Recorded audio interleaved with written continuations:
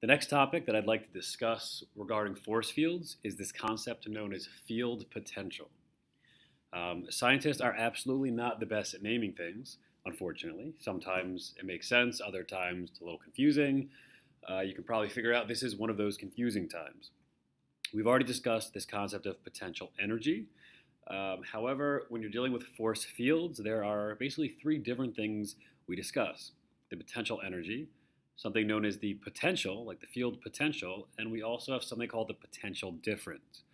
And while all three of these are interconnected and related to one another, they are three distinctly different things. So when we start to analyze these, imagine trying to follow a conversation in which you talk about the potential energy lost when an object moves through a negative potential difference and as a result moves from an area of higher potential to lower potential. I don't expect you to understand anything that I just said. However, you probably realize that every one of those sounded exactly the same, and that's part of the problem with this. So the end goal of this video, of this lesson, is going to be to understand just two of them for right now. What is potential, field potential, and how is it different from potential energy? Again, very closely related, but they are distinctly different concepts. And second, after we've hopefully clarified this, how can potential be useful for analyzing a field? Why would I need to know this concept of potential, field potential, when I could just use potential energy? You'll probably feel much more comfortable with this right now because we've looked at potential energy, and this concept may make you kind of say, what's going on here? How is potential, that's only one half of potential energy. How is that a thing? And that's what I'm going to try and answer for you, and hopefully it makes sense at the end. So I always like to start off with this example. Let's say you were going to go to the store and you were looking to buy eggs. You could buy, oh, lovely, I forgot to put a number in there. Let me cheat. All right, so let's say that these 6 eggs cost $4. So 6 eggs for $4. You could have 10 eggs for $5, or you could have 16 eggs for $32. So my question to you would be, which of these options would be best? 6 for 4, 10 for 5, or 16 for 32? Well, even if you don't whip out your calculator and figure out what the best option is, most of you probably realize, well, I should probably figure out the cost per egg because $4 is the cheapest. Again, I apologize for writing 4 here, but $4 is the cheapest. So some people might say, well, let me just grab this because it's only worth $4. Well, if you actually break it down, which would you buy? $4 for 6 eggs comes out to about 66 cents per egg. $5 for 10 eggs comes out to 50 cents per egg. And $32 for 16 eggs comes out to a ridiculous $2 per egg. So even if you didn't calculate that, I think most of you realize from when you go to the store or things like that, if you want to know what to buy, you generally don't just buy whatever is the lowest amount of money.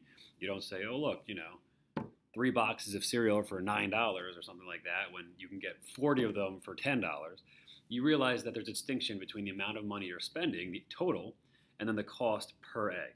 So option number 2 here would be the best because it's the cheapest or the best price per egg. So there's a difference between the total cost of something and then the cost per unit, or in this case, per egg.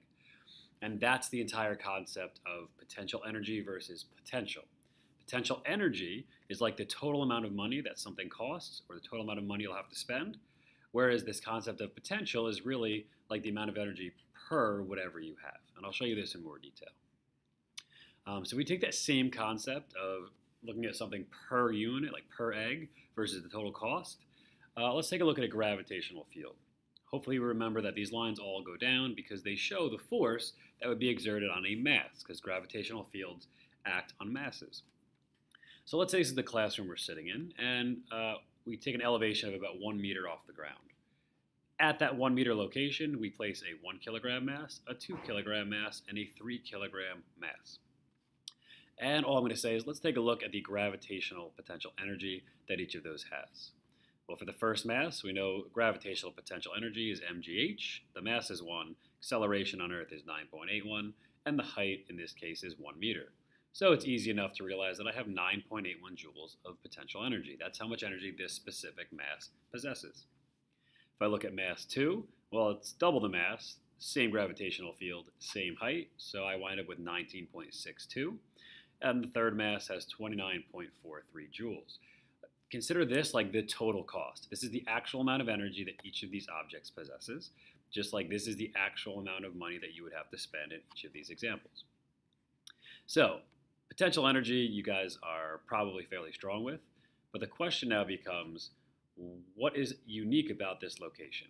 And instead of taking a look at the amount of energy they each have, I want to look at that kind of unit cost, so to say. So how much does it cost per egg, or how much energy am I getting here per kilogram of mass? And that's what this concept of potential is, in this case, gravitational potential. So my first mass had 9.81 joules of energy, and I'm going to divide that by how many kilograms I have. So instead of realizing the actual amount of energy I have, it's fair to say that at that location, I got 9.81 joules per kilogram. I had 1 kilogram and I got 9.81 joules. If I take the second object, which had 19.62 joules of energy, and I divide it by how many kilograms it had, you'll find that I also got 9.81 joules per kilogram. Similarly, if I take this last object, which had 29.43 joules of energy, and I divide that by the 3 kilograms of mass it had, I still wind up with 9.81 joules per kilogram at that location. So in this case, my total cost of the eggs in this analogy, mass 3 had a much higher amount of energy, a much higher total cost, so to say. But you'll notice that despite the fact that their energies were different, they each had the same, what we would call potential, the same unit cost. So cost per egg, so to say, the same cost per kilogram of mass. Now the reason these numbers are the same is because they are all located at the same elevation. So this concept of gravitational potential just means not how much energy a specific object has, but how much energy will an object have per mass, per charge, per strength of the magnet, something like that. It's a specific elevation or region in the field, and it gives me the information not based on the actual energy I have, but the energy I will get per unit of whatever object this field is affecting. So the more technical definition of these, the potential energy, as we know, is the amount of energy an object actually physically possesses based on its location in a field. So the actual potential energy that these masses all have at that location would be these values here. More mass means more energy. Potential is just the amount of energy per unit, and the reason I say per unit is because it could be per kilogram of mass, per unit of charge, per unit of magnetic strength. So it depends on the field you're looking at, but it's the amount of energy per whatever that unit is an object will possess when it is placed at that location in a field. So you'll notice that to have specific potential energy, you need a specific mass that physically is placed at that location. To find the potential, you don't need that. It's a region in the space. So if this is my classroom at 1 meter, any object that I place at a height of 1 meter will give me 9.81 joules per kilogram. So yes, if I place more mass here, I will get more energy, but it doesn't matter. The rate at which I get that energy will be 9.81 joules per kilogram. And if I were to go twice as high, despite the fact that there are no masses here, this is just a region in space, for every kilogram of mass that I place at this elevation, that mass will gain 19.62 joules per kilogram. Another analogy that I've used in the past is think of it like your hourly wage when you work somewhere versus the actual amount of energy you get. If you work for 2 hours and you make $20, you physically have $20, but your rate is $10 per hour. So this is kind of like the rate. Instead of saying for every hour you work, you'll get $19.62, you're basically saying for every kilogram of mass you place at this location, you will get 19.62 joules of potential energy. So the higher you go, the higher the potential. The lower you go, the lower potential. That does not mean that the object actually has any energy because no object exists. Potential is just a region of space that tells you about what will happen when you place an object there. Potential energy, once the object has been placed, the actual physical amount of joules of energy that it actually possesses.